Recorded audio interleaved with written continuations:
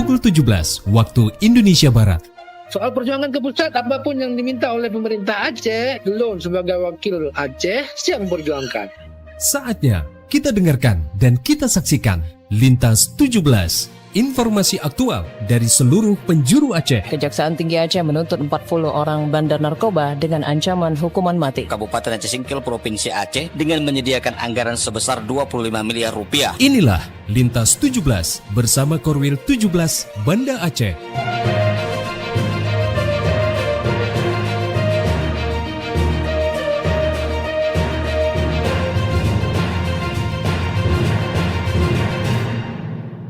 Assalamualaikum warahmatullahi wabarakatuh. Dari Jalan Sultan Iskandar Muda 13 Banda Aceh, saya Rifki Badral bersama RRI Sekorwil Nusantara 17 Banda Aceh, Lok Sumawi, Melabuh, Takengon, Sabang, dan Singkil mengantarkan Lintas 17, siaran berita berjaringan menyajikan informasi aktual yang terjadi di berbagai penjuru Aceh.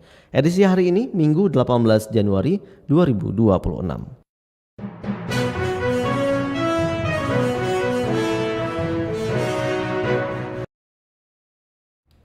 Berita utama yang dapat Anda simak sore ini diantaranya, kebakaran hutan dan lahan kembali melanda Aceh Barat. Warga terdampak bencana Gayo Luhes terima dana tunggu hunian.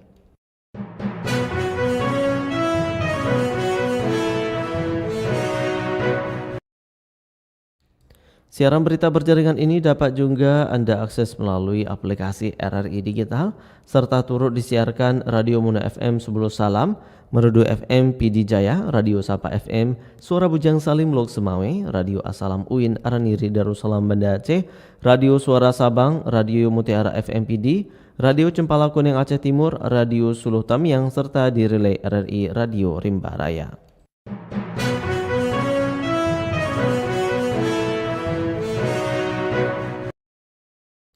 Baiklah saudara, berita pertama kami mulai dari Kutaraja, Banda Aceh.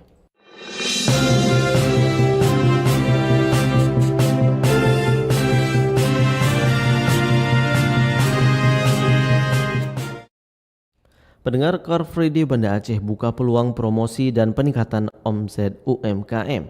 Informasi selengkapnya dilaporkan rekan Sadli. Kegiatan Car Free Day di Kota Banda Aceh menjadi ruang strategis bagi pelaku UMKM untuk memasarkan produk mereka. Tingginya jumlah pengunjung setiap akhir pekan dinilai mampu meningkatkan omset penjualan UMKM lokal sekaligus menjadi sarana promosi usaha. Pedagang UMKM DNA Donat Ardi mengatakan dirinya selalu rutin berjualan saat CFD Banda Aceh. Menurutnya CFD selalu ramai karena digelar pada hari Minggu saat masyarakat memilih waktu luang untuk beraktivitas dan berbelanja. Selain itu sepanjang jalan dari Simpang 5 hingga area CFD banyak pedagang berjualan dengan berbagai macam varian.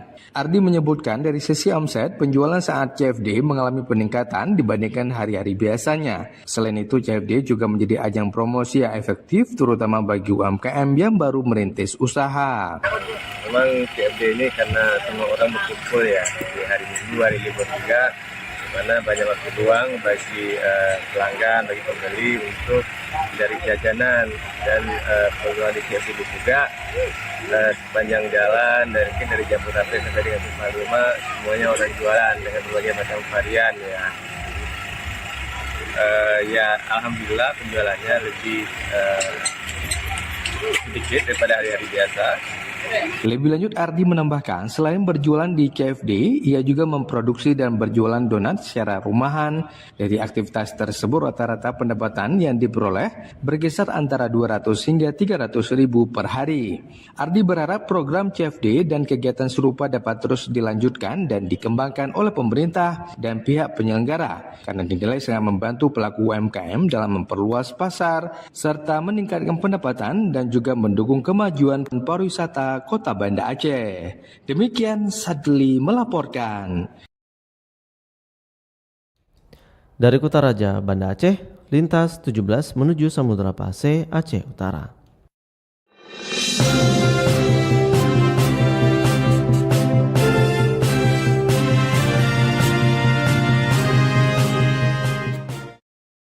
Pendengar, pemulihan pariwisata Aceh Utara pasca banjir di Aceh Utara, pemerintahan Gampong beserta pengelola bangun kembali infrastruktur meski sepi pengunjung. Berikut dilaporkan Muhammad Jafar. Meskipun lokasi wisata tidak seluruhnya mengalami kerusakan seperti lokasi wisata Aceh Utara, Desa Pantorai 2, Kecamatan Kuta Makmur, atau yang lebih dikenal lokasi wisata Luk Buluh, sampai awal tahun ini masih sepi daripada pengunjung. Gesi Pantarayu 2 Zamzami menyebutkan lokasi wisata alam tersebut mengalami kerusakan akibat banjir sekitar 50%. Namun pihak pengelola bersama masyarakat sudah memperbaiki sehingga sudah layak untuk dikunjungi wisatawan. Sebuah fasilitas tidak mengalami kerusakan fatal, hanya saja pondok yang digerus banjir namun sudah diperbaiki. Secara keseluruhan sampai bulan Februari ditargetkan sudah rampung. Pastinya rusak, cuma nggak rusak semua, sekitar 50% rusaknya. Untuk sekarang udah diperbaiki dan masyarakat pun udah beraktivitas seperti biasa, walaupun belum 100%. Orang-orang jualan sudah ada juga, cuman pengunjungnya yang masih sedikit. Mungkin para pengunjung belum tahu atau mereka kira kalau hancur semua tempat lain, yang ternyata tidak. Akibat musibah bencana banjir dan tanah longsor di Provinsi Aceh secara keseluruhan, tahun ini tidak ada keramaian di lokasi bencana, baik menjelang libur tahun baru maupun awal tahun, karena banyak masyarakat Aceh memilih untuk tidak bepergian. Apalagi sebagian besar masyarakat Aceh saat ini masih tidur di pengungsian. Sikap kepedulian masyarakat Aceh dalam menghadapi bencana masih cukup tinggi. Muhammad Jafar melaporkan. RRI Lok Semawe terus mengudara untuk Indonesia. Masih dari Lok Semawe, pendengar, kesadaran beragama. Pemko Lok Semawe perkuat sinergi penegakan syariat Islam. Pemerintah Kota Lok Semawe terus berupaya memperkuat pembinaan kesadaran beragama di tengah tantangan perkembangan teknologi. Berikut dilaporkan Muhammad Sofyan. Pemerintah Kota Lok Semawe terus berupaya memperkuat pembinaan kesadaran beragama di tengah tantangan perkembangan teknologi dan perubahan pola pergaulan masyarakat, khususnya di kalangan generasi muda.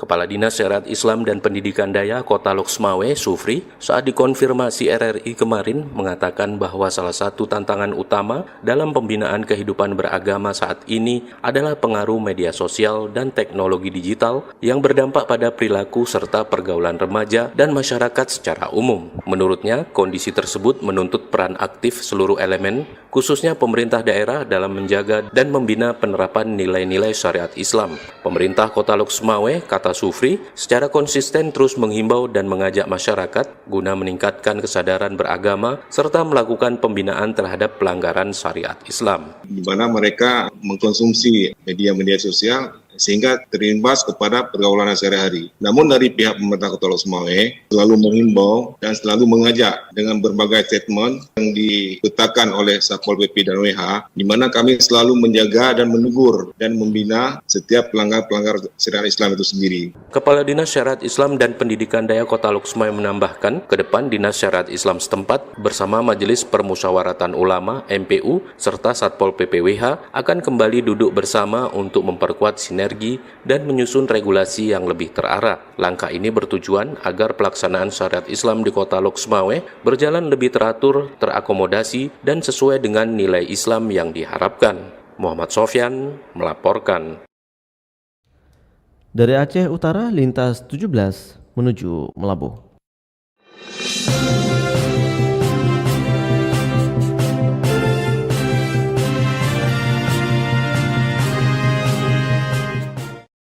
Pendengar, tim BPBD Aceh Barat hingga Sabtu sore masih berjibaku memadamkan api di lahan gambut yang terbakar di kawasan hutan Desa Suak Raya, Kecamatan Johan Palawan, Aceh Barat. Berikut kita dengarkan laporan Anwar Yunus dari lokasi.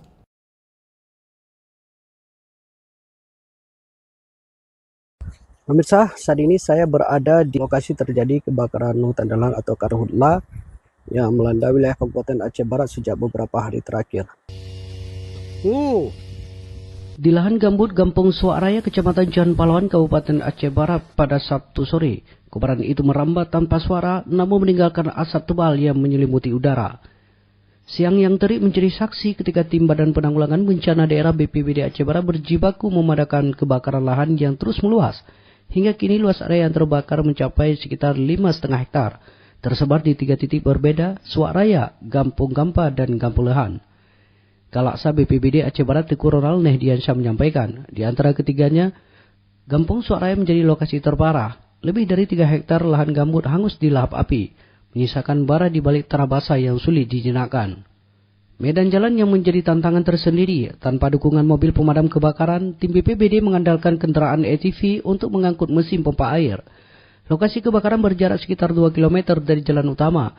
Harus ditempuh melalui jalur gambut yang telah disekat agar api tak terus merambat. Sampai dengan hari Sabtu ini kita masih lakukan penanganan, yang mana hari ini ada 2 tim yang turun. Ada 1 tim yang melakukan pemadaman itu di wilayah Sunebuk sampai dengan Kelehan dan Lapang, itu dari Polres. Lalu BPBD fokus di wilayah ini, di Suak Raya.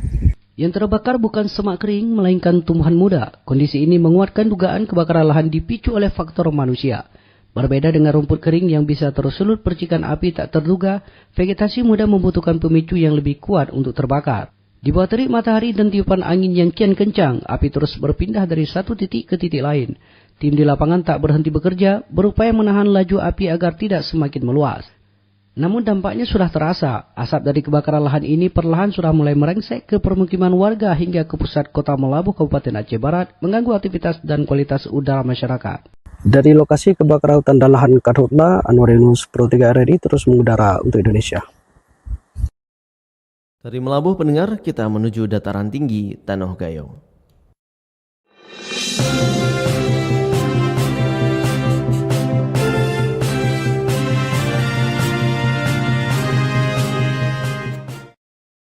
Sebanyak 519 kepala keluarga terdampak bencana di Kabupaten Gayo Lues terima dana tunggu hunian. Dana yang diterima sebesar Rp600.000 per bulan hingga Februari 2026. Selengkapnya disampaikan Alfi Sahrin. Sebanyak 519 kepala keluarga terdampak bencana akhirnya terima dana tunggu hunian atau DTH sebesar Rp600.000 per bulan dari BNPB. Setiap keluarga menerima pencairan dana selama 3 bulan, terhitung Desember 2025, Januari dan Februari 2026 dengan total Rp1.800.000 per kepala keluarga. Pusdiklat PB BNPB Heriawan menjelaskan, DTH merupakan bagian dari program BNPB yang ditujukan untuk membantu masyarakat terdampak. Untuk data dana hunian dana tunggu hunian ini di Kabupaten Gayo Lues ini totalnya sudah diverifikasi dan tentunya sudah di SK-kan oleh Pak Bupati sebanyak 519 kepala keluarga. Nah, oleh sebab itu dari proses verifikasi sudah selesai. Hari ini secara simbolis ya. Jadi Bapak Ibu yang hadir di sini perwakilan saja, tetapi nanti tentunya setelah itu kami segera untuk bisa mentransfer kepada para peserta yang memang tidak hadir pada hari ini. Sementara itu Bupati Gayo Lues Suhaidi berharap bantuan itu dapat membantu pemulihan masyarakat pasca bencana, sekaligus menjadi penguat keyakinan masyarakat atas kesungguhan pemerintah untuk pemulihan kehidupan masyarakat. Pemerintah daerah dan pusat katanya terus berupaya maksimal agar masyarakat dapat segera bangkit dan menjalani kehidupan yang lebih baik. Alfi Sahrin, RRI Takengon, melaporkan. Pendengar, dengan berakhirnya laporan tadi, berakhir sudah lintas 17 sore ini, berita utama dari RRI sewilayah batas Selasar Korwil 17 Banda Aceh. Atas perhatian Anda kami ucapkan terima kasih. Wassalamualaikum warahmatullahi wabarakatuh. Sekali di udara, tetap di udara. Demikian lintas 17 sore ini, produksi Korwil 17 Banda Aceh.